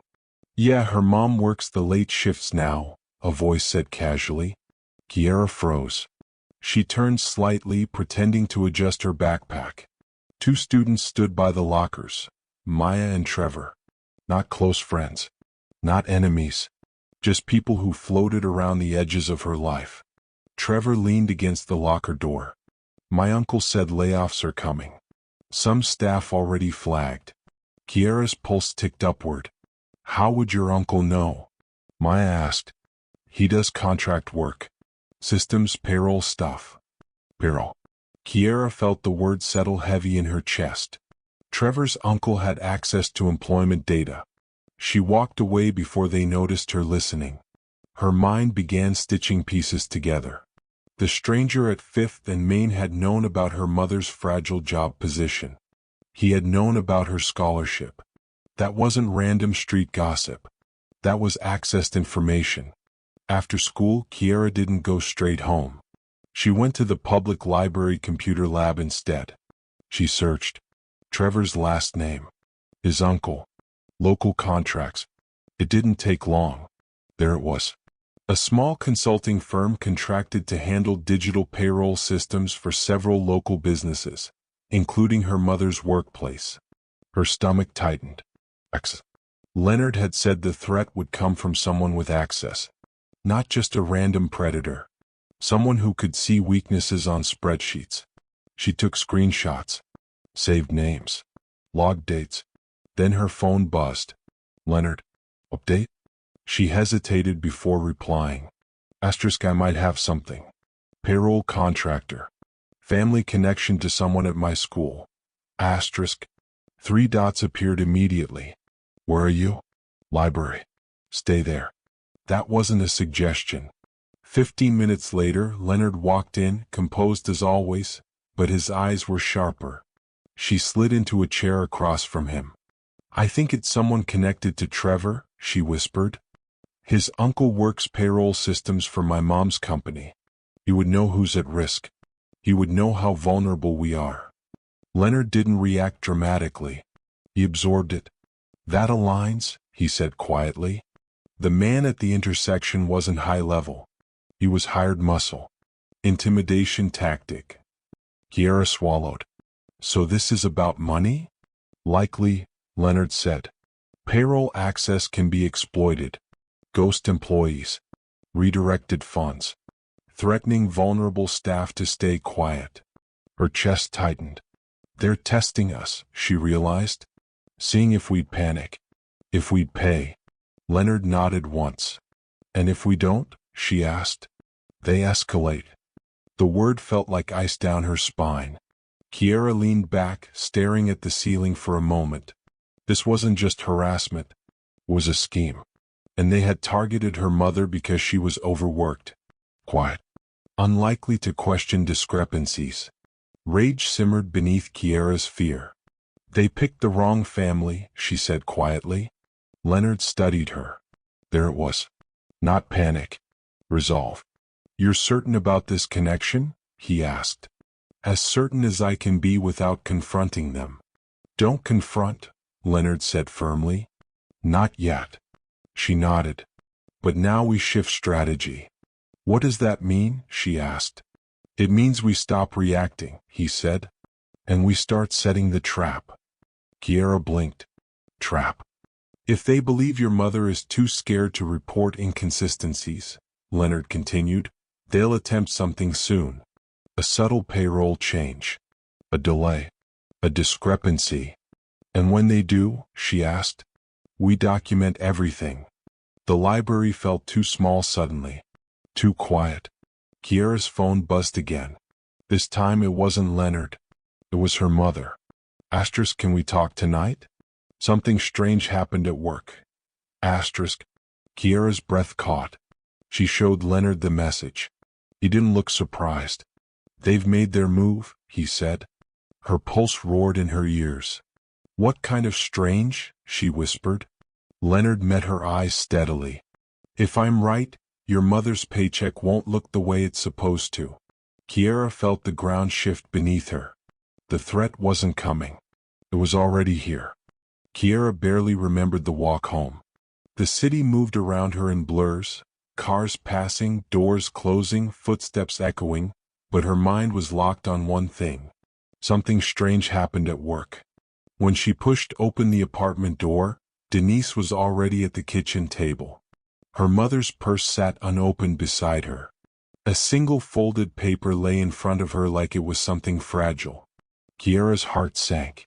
"It's my paycheck," Denise said quietly. That confirmed it. Kiara closed the door slowly and walked over. "What's wrong with it?" Denise slid the paper across the table. The numbers looked normal at first glance. Hours worked. Standard deductions. But then Kiara saw it. A deduction labeled administrative adjustment. It was small enough not to trigger immediate alarm, but large enough to hurt. "They said it was a system correction," Denise said, rubbing her forehead. "Something about recalculating benefits." "Did anyone else get it?" Kiara asked carefully. Denise hesitated. "Two other staff members mentioned something similar," she admitted. "But management brushed it off. Said it would be fixed next cycle." Kiara felt a cold steadiness settle over her. "They're testing," she said quietly. Denise looked up. "Testing what?" Kiara moved around the table and sat beside her mother. "Mom, if someone had access to payroll, could they adjust small amounts without triggering internal alarms?" Denise frowned. "Maybe. If it's done under certain system privileges." Kiara's chest tightened. It matched exactly what Leonard had predicted. "I need you to request written clarification," Kiara said. "Email. Not verbal." Denise blinked. "Kiara, what is going on?" She couldn't tell her everything. "Not yet. Just trust me," she said softly. "Don't accuse anyone. Just ask for documentation." Denise studied her daughter for a long moment. "You've changed," she said quietly. Kiara didn't answer that, because she had. That night, after Denise sent the email, Kiara stepped outside to call Leonard. He answered on the second ring. "It happened," she said. "How much?" he asked. She told him. He exhaled slowly. "Small enough to normalize. Large enough to profit at scale." "So they're skimming," she said. "Yes." Kiara leaned against the cool brick wall of the building. "What now?" "Now we wait," Leonard said. "If they respond vaguely or delay correction, we escalate through documentation channels. And if they fix it immediately, then they know someone is watching." Silence settled between them. Kiara glanced up and down the street instinctively. "Are we safe?" she asked quietly. Leonard didn't answer immediately. "You're not in immediate danger," he said carefully. "This isn't violent. It's calculated. That doesn't make it better." "No," he agreed. A car slowed at the curb across the street. Kiara's pulse jumped. It idled for 3 seconds, then drove off. Her nerves were fraying. "Listen to me," Leonard said, his voice firm now. "Fear is what they want. Confusion is what they rely on. You remove those and they lose leverage." Kiara swallowed. "I don't want you confronting anyone," he continued. "You observe. You document. You let the system expose them." "And you?" she asked. "I handle the parts you shouldn't have to." She didn't ask what that meant. She wasn't sure she wanted to know. When she went back inside, Denise was staring at her phone. "They replied," her mother said. "Too fast." Kiara sat beside her. The email was polite. Professional. It stated the deduction was a temporary processing discrepancy and would be corrected in the next payroll cycle. No apology. No explanation. No accountability. Kiara's jaw tightened. "They're confident," she whispered. Denise looked at her sharply. "Confident of what?" "That no one will challenge it." Her mother leaned back slowly. "I've worked there 11 years, Denise said. "I've never questioned payroll." "That's what they're counting on," Kiara replied. A second notification appeared on Denise's phone. Not from work. A known number. Denise hesitated before opening it. Kiara felt dread pool in her stomach. The message was short. Asterisk system errors happen. Best not to complicate them. Asterisk. No name. No signature. Just threat disguised as advice. Denise's face drained of color. "Kiara," she whispered. Kiera felt something inside her snap into place. This wasn't just financial manipulation anymore. They were watching. She stood slowly. "Forward that to me," she said. Denise stared at her daughter, really looked at her. "You knew something like this would happen," she said quietly. Kiera didn't deny it. Outside, somewhere down the block, a car door slammed. The night suddenly felt too close, too tight. And for the first time, Kiera understood something terrifying. They hadn't just stepped into a trap. They were already inside it. The apartment felt smaller that night. Not physically, but emotionally. Like the walls had leaned in closer, listening. Denise hadn't said much after the anonymous message. She moved through the kitchen quietly, washing dishes that didn't need washing, drying plates that were already dry. Kiera watched her mother's hands. They were steady, but only on the surface. Inside, Denise was shaken. "Mom," Kiera said gently, "this is intimidation. That's all it is." Denise turned slowly. "People don't send messages like that for nothing, Kiera." "I know." "And you knew something was coming," her mother added. It wasn't accusation. It was realization. Kiera took a breath. "There's someone with payroll access," she said carefully. "They're skimming small amounts, probably across multiple employees. You questioned it. Now they're trying to make you back off." Denise stared at her. "How do you know this?" Kiera hesitated. Then she made a decision. "There's someone helping me," she admitted. "Helping you how?" "Watching patterns. Connecting things." Denise's expression shifted, concern layered over fear. "Who is this person?" Kiera swallowed. "His name is Leonard." The name hung in the air like a foreign object. Denise's eyes narrowed slightly. "How old is he?" "Older," Kiera said honestly. "How much older?" "Mom?" "How much?" "Late 60s, Kiera answered quietly. Silence. Thick, heavy, protective. Denise crossed her arms. "And this man has been helping you track payroll corruption?" "It's not like that," Kiera said quickly. "He warned me before any of this started. He knew something was coming." "How?" Denise demanded. Kiera faltered. Because that was the part she still didn't fully understand. Before she could respond, there was a knock at the door. Not aggressive, not soft. 3 firm taps. Both of them froze. Another knock. Denise moved first, instinctively protective. "Stay here." But Kiera followed anyway. Denise opened the door halfway. A man stood there in a neutral jacket, holding a clipboard. "Evening," he said calmly. "Building management. Routine tenant verification." Kiera's pulse spiked. They had never done that before. "We weren't notified," Denise said carefully. "It's quick," the man replied. "Just confirming occupancy." Kiera studied him. Clean shoes. Uncreased jacket. Too composed. She stepped forward slightly. "Which management company?" she asked.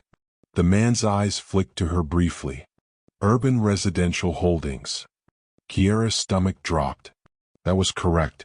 But something felt off. Denise hesitated. "Can we see identification?" The man smiled faintly and reached into his pocket. Kiera noticed it. A flicker. Annoyance. Small. But there. He showed a badge. It looked legitimate. But Kiera remembered Leonard's words. Sometimes threats come from those closest to the system. "Mom," Kiera said softly, "don't sign anything." "I'm not asking for signatures," the man replied smoothly. "Then what are you asking for?" Kiera shot back. A beat. Too long. "Just confirming how many occupants reside here." "We've been here 3 years," Denise said. "Nothing's changed." The man scribbled something on the clipboard. "Good to know," he said lightly. Then he looked at Kiera. Not casual. Assessing. "You have a good night." And he walked away. Kiera closed the door slowly. Her heart was racing now. "That wasn't routine," she said. Denise leaned against the door, breathing shallowly. They're escalating, Kiera continued. A tenant check meant pressure. Documentation. Grounds for leverage. Kiera, Denise whispered, what exactly have you gotten us into? The question hit harder than anything else had. Before Kiera could answer, her phone buzzed. Leonard, did someone just visit your apartment? Her blood ran cold. She stepped away from her mother before replying. Asterisk yes. Claimed management verification. Asterisk. 3 dots appeared instantly. That wasn't management. Her fingers trembled. How do you know? Pause. Longer this time. Then. Because I just spoke to the actual property manager. Kiera's breath caught. Her chest tightened. If it wasn't management, then someone had just come to their door pretending to be. And they knew exactly where she lived. Kiera slowly lifted her eyes to meet her mother's. This wasn't about payroll anymore. It was about pressure. And whoever was behind it had just crossed a line. Kiera didn't sleep at all. Every shadow on the ceiling felt like movement. Every sound in the hallway made her heart slam against her ribs. Denise had pushed a chair under the door handle, a small symbolic defense, but it made neither of them feel safer. By morning, exhaustion had turned into something else. Resolve. Kiera stepped outside just after sunrise. The air was cold and sharp, biting at her lungs. Leonard was already across the street, leaning against a parked car as if he'd been there a while. You shouldn't be here, she said immediately. I know, he replied calmly. But neither should they. Her jaw tightened. You said it wasn't management. It wasn't, Leonard confirmed. I spoke directly to the building supervisor. No inspections. No verification rounds. Kiera wrapped her arms around herself. They came to our door, she whispered. They looked at my mom like she was paperwork. Leonard's expression hardened. Not angry. Controlled. This is escalation through intimidation, he said. They want you destabilized. Nervous tenants don't file formal complaints. Kiera's eyes flashed. We're filing. Good, he said. She blinked. She hadn't expected agreement so quickly. But we do it correctly, he added. Documented. Structured. Through official channels. Once you file, they can't pretend this is harmless. Kiera exhaled slowly. They're not afraid of pretending. No, Leonard said quietly. They're afraid of patterns. She studied him. You've dealt with people like this before, she said. Pause. Yes. That was all he offered. They walked to a small park bench nearby. The city was just waking up. Delivery trucks rumbling past, shopkeepers unlocking doors, the world pretending nothing was wrong. Here's what they're doing, Leonard said, voice steady. Small payroll skimming. Testing reactions. When questioned, they apply soft pressure. Anonymous messages, fake management visits. If fear works, they expand. And if it doesn't? Kiera asked. They retreat, he said. Or they make a mistake. Kiera's mind sharpened around that word. Mistake. My mom forwarded me the threatening text, she said. I saved everything. Screenshots. Email replies. Good, Leonard nodded. Now we add one more piece. What? Security footage. Kiera's eyebrows knit together. From where? The hallway. Her stomach flipped. You think they were caught on camera? If your building has cameras, and most do, they didn't anticipate you checking. Hope flickered. They came confidently, she said. Like no one would question it. Leonard's gaze held hers. Confidence breeds sloppiness. For the first time in days, Kiera felt something stronger than fear. Control. I'll talk to the real property manager, she said. Request footage under tenant safety concerns. Bring your mother, Leonard added. It's her lease. Kiera nodded. A car drove slowly past them. She tensed instinctively. Leonard didn't turn his head. Don't flinch, he said quietly. They feed off visible fear. She steadied herself. Why are you helping me like this? She asked suddenly. Leonard looked at the empty playground across the street before answering. Because once I ignored small signs, he said. I assumed systems worked the way they were supposed to. By the time I realized they didn't, it was too late. For your daughter? She asked softly. Yes. The word carried weight. Regret. Memory. Kiera felt something shift inside her again. This wasn't just about protection. It was redemption. Her phone buzzed. A new message. Unknown number. She stared at the screen before opening it. Asterisk curiosity can be dangerous, especially when leases come up for renewal. Asterisk. Her breath caught. Lease renewal. They were threatening housing stability now. Leonard saw her expression change. Show me. She handed him the phone. His jaw tightened almost imperceptibly. They're accelerating, he said. Because we're not backing down, she replied. Yes. She swallowed. What if they try to evict us? They can't without cause, Leonard said calmly. And fake management visits become very problematic for them if documented. Kiera stared at the message again. Fear tried to rise. But this time something blocked it. Anger. They picked us because we're quiet, she said. Because we don't make noise. Leonard nodded once. So we make noise, she finished. For the first time since this began, Leonard almost smiled. That, he said softly, is exactly what they don't want. Kiera stood. Today, she said firmly, we get the footage. We document everything. And if they think scaring us will keep us silent. She looked back at the apartment building in the distance. They're about to learn they chose the wrong family. Behind her, Leonard rose slowly. And somewhere, unseen, someone realized their quiet pressure campaign had just turned into open resistance. The morning didn't feel like morning. It felt like waiting. Waiting for another knock. Another message. Another move. Denise barely slept. Kiera didn't sleep at all. Every small sound in the hallway made their nerves tighten. Every car door outside made Denise glance toward the window. But nothing happened. And somehow that silence was worse. By noon, Kiera's phone buzzed. Leonard, we need to meet. No greeting. No softness. Just urgency. Kiera stared at the message for a long moment before replying. Where? The response came immediately. Asterisk the Botanical Conservatory. Public. Cameras everywhere. Asterisk. He was thinking ahead. She appreciated that. Denise watched her from across the table.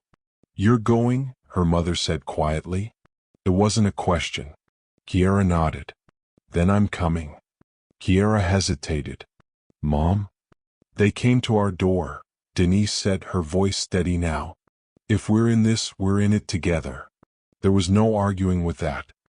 The conservatory was bright. Glass ceilings. Open space. People walking slowly among plants, families taking pictures. It felt safe. That was the point. Leonard was already there when they arrived, seated on a bench near the center fountain. He looked older. Not physically, but weighed down. When he saw them, he stood immediately. His eyes scanned Denise first. Protective instinct. Then they settled on Kiera. You're okay? He asked quietly. For now, she replied. Denise stepped forward. I'm her mother. Leonard nodded respectfully. Ma'am? There was no arrogance in him. No condescension. Just seriousness.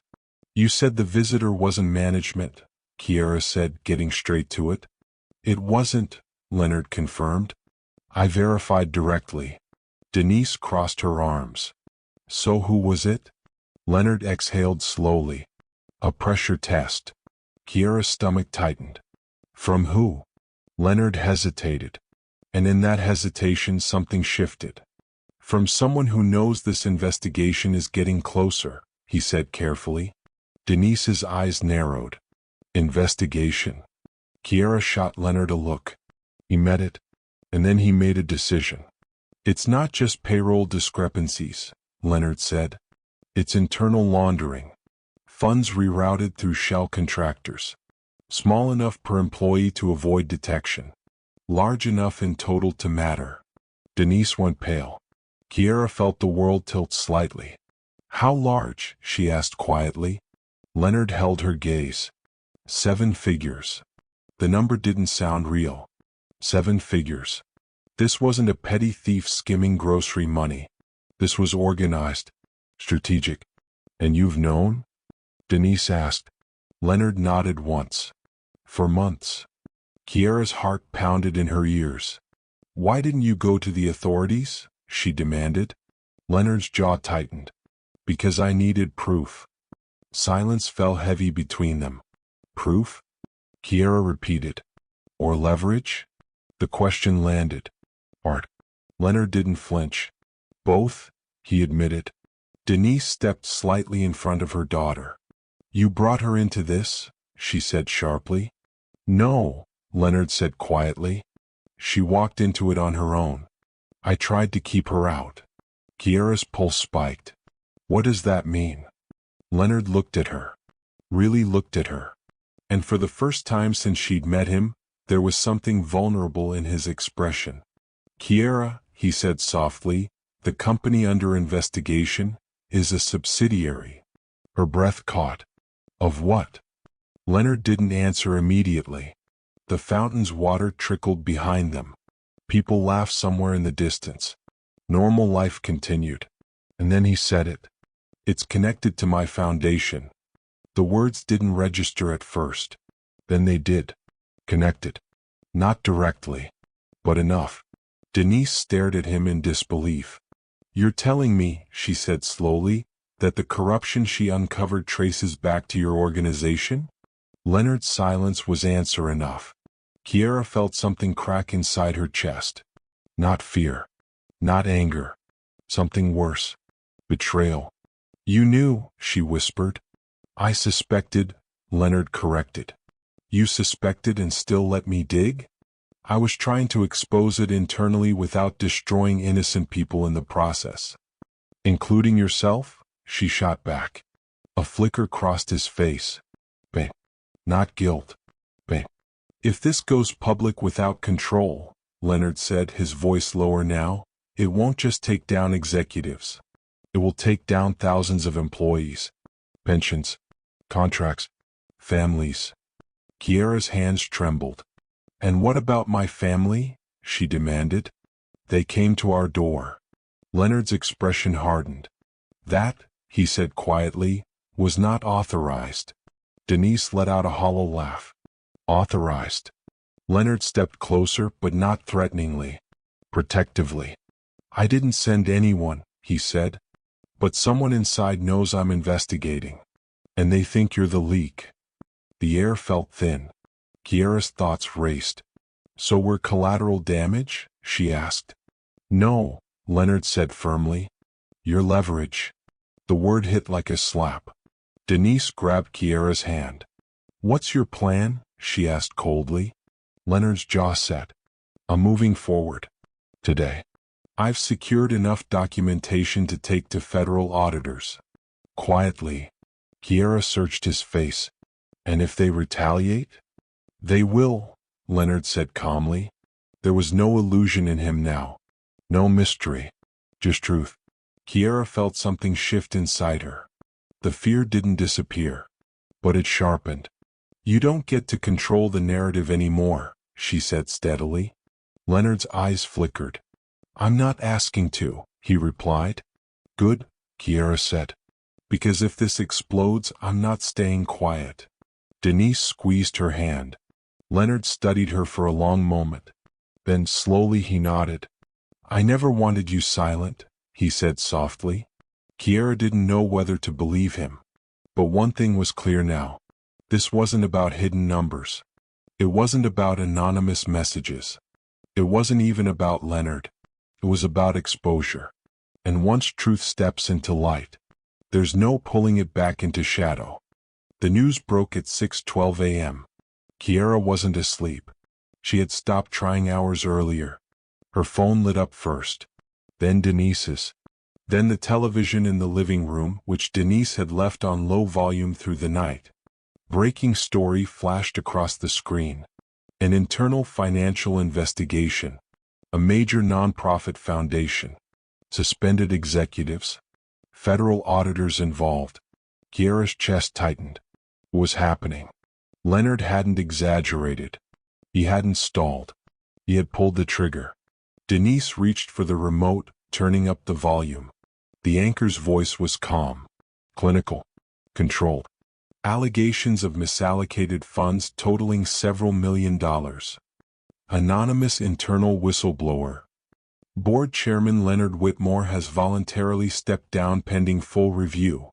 Kiera's breath caught. Stepped down. Leonard had removed himself. Not forced. Not exposed. He stepped down. Denise looked at her slowly. He did it, she whispered. Kiera didn't answer. Her phone buzzed again. Leonard. She stared at the name for a long moment before answering. His voice sounded different. Lighter. But tired. It's done, he said. For you, Kiera replied quietly.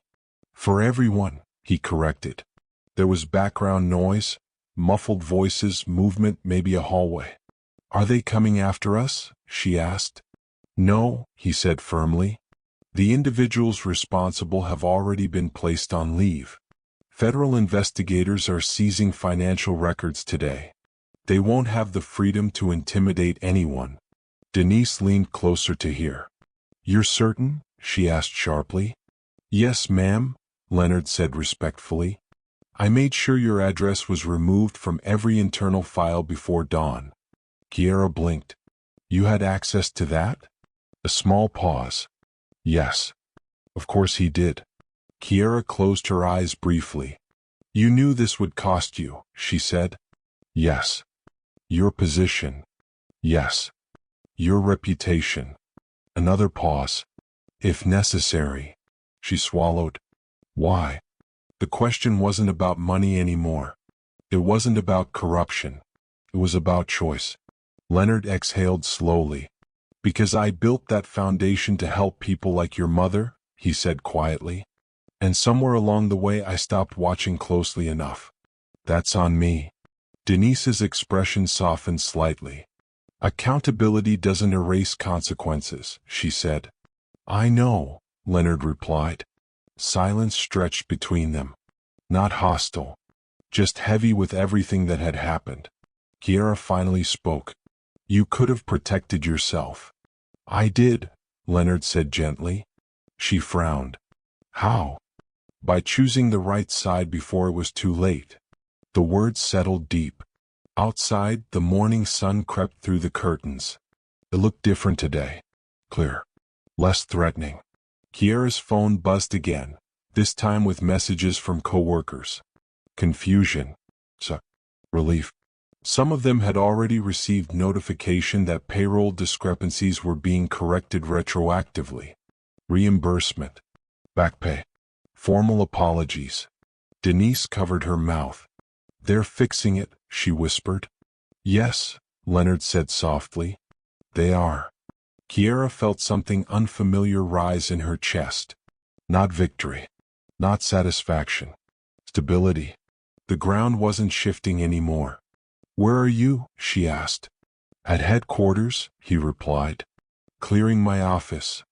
The image hit her unexpectedly hard. The large desk.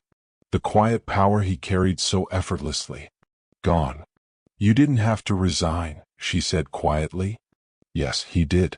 She understood that now. Leadership wasn't about holding the chair. It was about taking responsibility when it cracked. Will they charge you? Denise asked. No, Leonard said calmly. I wasn't involved in the transfers. But I'll testify if needed. Kiera let out a slow breath. What happens now? She asked. For me. Leonard paused. I rebuild. And for us. For you, he said, his voice steady, you keep being exactly who you are. The line went quiet for a moment. Kiera, he added softly, I'm sorry you were pulled into this. She considered that, then shook her head. You didn't pull me, she said. You warned me. A faint exhale on the other end. Almost a laugh. Still, he said. Denise squeezed her daughter's shoulder. You did good, she whispered. Kiara stared at the television screen as footage showed employees walking into the building under camera flashes. Truth was messy, public, uncomfortable. But it was out. And once it's out, it doesn't go back in. Her phone buzzed one last time. A new message from Leonard. Thank you for not backing down. Kiara looked at it for a long time before replying. Thank you for stepping forward. She set the phone down. The apartment felt different now. Not smaller. Not threatened. Just steady. Denise walked toward the kitchen to make coffee. Normal movement. Ordinary sound. But it felt earned. Kiara stepped toward the window. Outside, neighbors were leaving for work. Cars starting. Doors closing. Life continuing. But something fundamental had shifted. Fear had knocked on their door. Pressure had tested them. Power had tried to intimidate them. And they had not folded. Kiara rested her hand against the glass. Courage, she realized, wasn't loud. It wasn't dramatic. It was quiet decisions. Repeated. Even when your voice trembles. Especially then. Her phone remained still. For the first time in days. And in that stillness, there was peace.